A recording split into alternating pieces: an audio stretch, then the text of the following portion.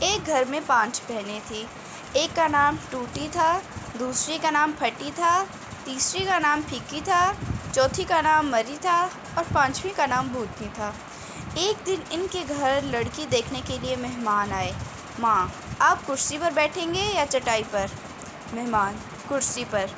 ماں: ٹوٹی کرسی لے کر آؤ۔ مہمان: نہیں، رہنے دیجیے، ہم نیچے چٹائی پر ہی بیٹھ جاتے ہیں۔ ماں: پھٹی چٹائی لے کر آؤ۔ مہمان: رہنے دیجیے، ہم نیچے زمین پر ہی بیٹھ جائیں گے۔ ماں: آپ دودھ پئیں گے یا چائے؟ مہمان: جی چائے۔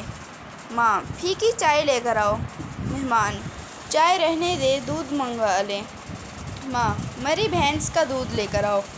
مہمان: رہنے دیجیے، ہمیں کچھ نہیں چاہیے، آپ بس لڑکی دکھا دیں۔